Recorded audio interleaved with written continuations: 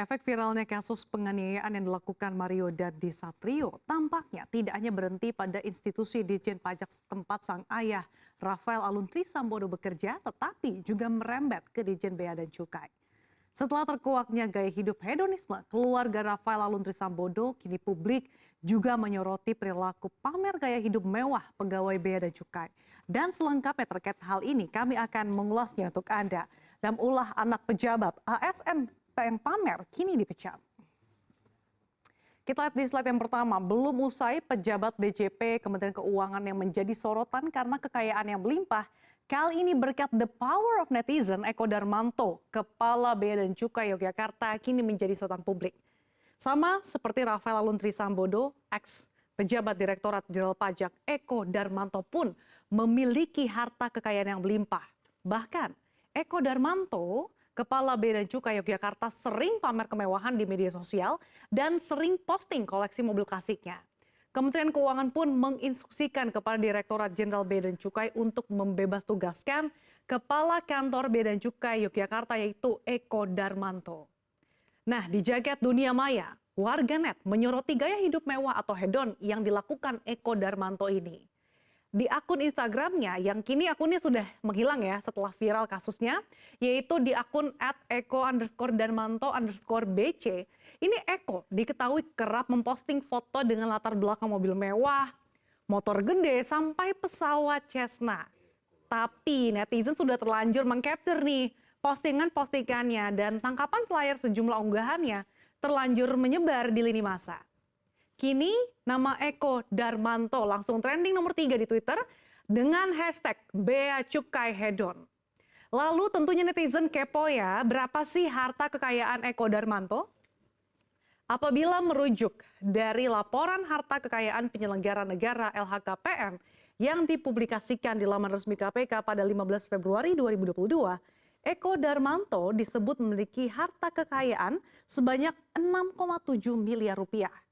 Jumlah harta bergerak Eko Darmanto cukup banyak, ya, memiliki 9 mobil dengan nilai taksiran 2,9 miliar rupiah. Eko Darmanto juga diketahui memiliki sejumlah aset properti. Contohnya di Jakarta Utara, Eko Darmanto memiliki tanah seluas 327 meter persegi dengan nilai taksiran 10 miliar rupiah.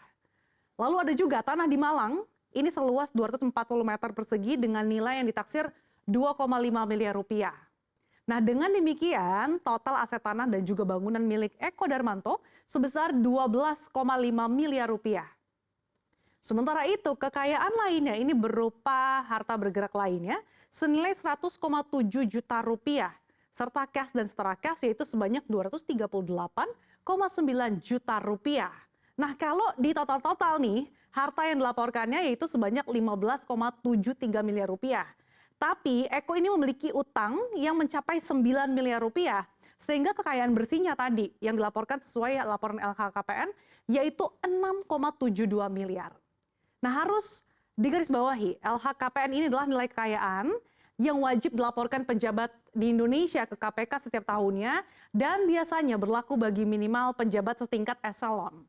Nah, LHKPN ini juga tidak bisa sepenuhnya menggambarkan nilai kekayaan real ya atau harta sebenarnya dari pelapor. Karena kenapa? Karena dalam beberapa kasus sejumlah pejabat sebagian hartanya tidak dilaporkan nih ke LHKPN atau bisa juga diatasnamakan orang lain untuk tujuan tertentu. Berdasarkan statistik kepatuhan LHKPN, dari sebanyak 32.191 wajib lapor, baru 18.306 wajib lapor atau sebanyak 56,87% ini yang melaporkan kekayaan mereka.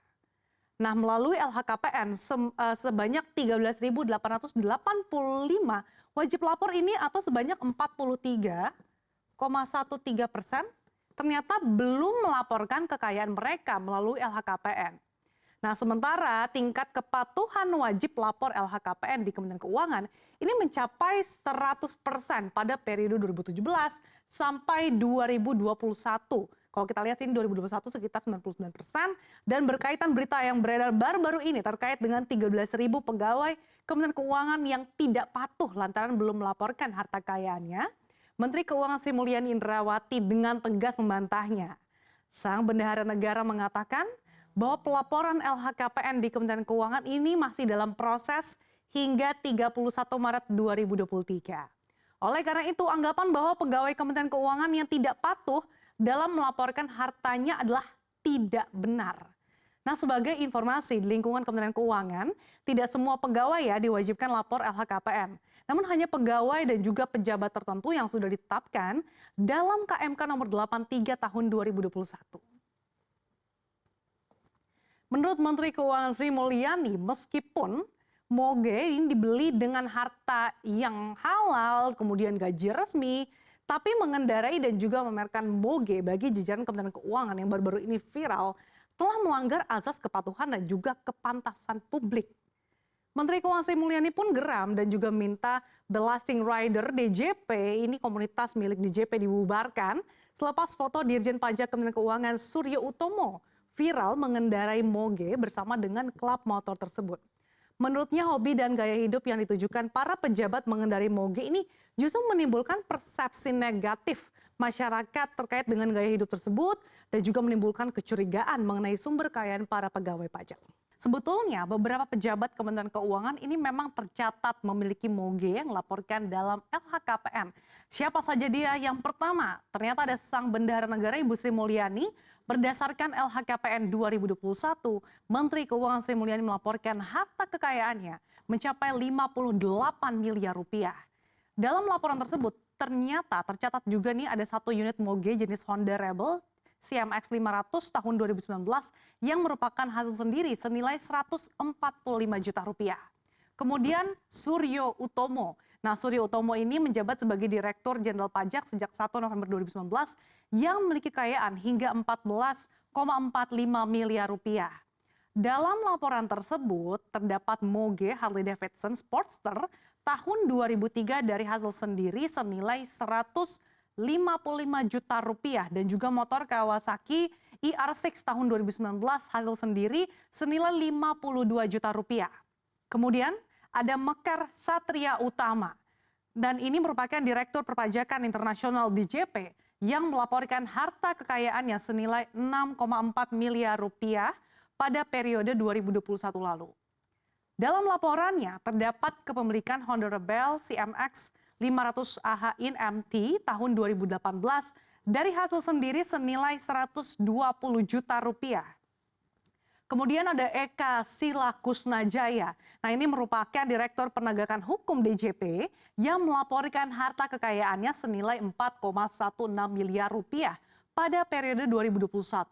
Dalam laporannya, ia tercatat memiliki motor Royal Enfield Bullet Classic tahun 2016 senilai 55 juta rupiah dan juga motor Kawasaki ER650H tahun 2017 ini senilai 60 juta rupiah yang keduanya ini merupakan hasil sendiri.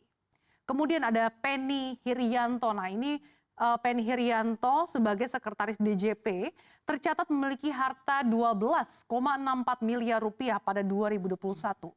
Dalam laporan tersebut ada kepemilikan moge dengan merek Honda Rebel CMX 500 Snake Bike tahun 2019 dengan hasil sendiri senilai 158 juta rupiah.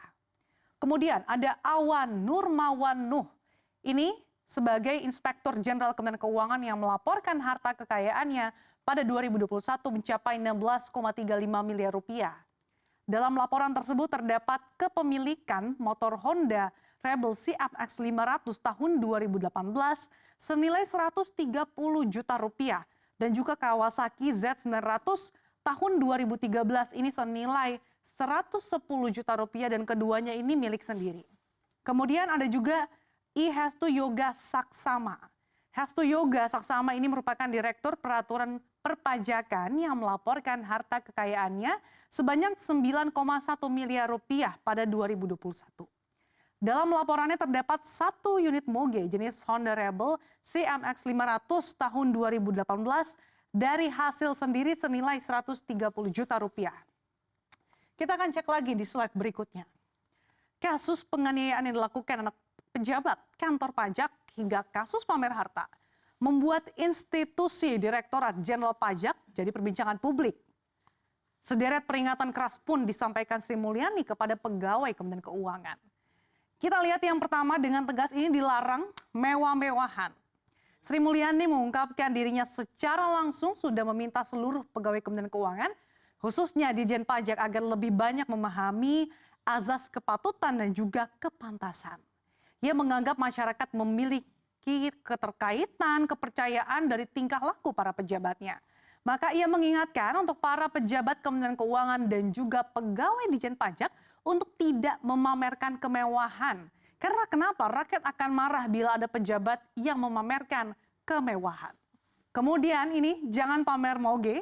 Pasca gaya hidup mewah pegawai pajak di slot publik, Sri Mulyani pun langsung meminta komunitas atau klub motor DJP untuk dibubarkan. Sri Mulyani mengaku memahami pegawainya juga butuh memiliki hobi gitu ya. Hanya saja memamerkan penggunaan barang mewah semacam moge ke publik ini dianggap kurang pantas. Meskipun moge yang dibelinya ini yang dibeli oleh pegawai pajak memang didapatkan dengan uang halal dan juga merupakan hasil kerja keras sendiri. Selanjutnya terbuka soal harta. Sri Mulyani juga meminta para pegawai Kementerian Keuangan selaku pejabat publik untuk tetap transparan soal hartanya. Ia menyoroti tidak terbukanya pelaporan harta Rafael Trisambodo sehingga masyarakat merasa ada yang ganjal dengan laporan harta Rafael, apalagi jika dibandingkan dengan gaya hidupnya yang kini banyak terekspos di media sosial. Nah, sejauh ini setelah status jabatannya di Ditjen Pajak dicabut, Rafael sendiri juga sudah mulai pemeriksaan internal dari Kementerian Keuangan. Sri Mulyani juga mengomentari sorotan masyarakat soal besarnya harta Ditjen Pajak Suryo Utomo yang besar. Menurutnya ia sudah menanyakan mengapa harta Suryo ini mengalami kenaikan yang cukup besar. Dan hal itu terjadi secara alami karena kenaikan harga tanah, bukan karena ada indikasi korupsi. Pegawai negeri sipil di Kementerian Keuangan mesti memenuhi kewajiban untuk hidup sederhana, seperti yang tertuang dalam Peraturan Pemerintah Republik Indonesia Nomor 42 Tahun 2004 tentang Pembinaan Jiwa Korps dan Kode Etik Pegawai Negeri Sipil, di mana dalam pasal 10 disebutkan bahwa etika PNS dalam bermasyarakat salah satunya ialah mewujudkan pola hidup sederhana. Dorongan untuk hidup sederhana juga diperintahkan oleh Presiden Joko Widodo saat sidang kabinet pada 3 November 2014 lalu.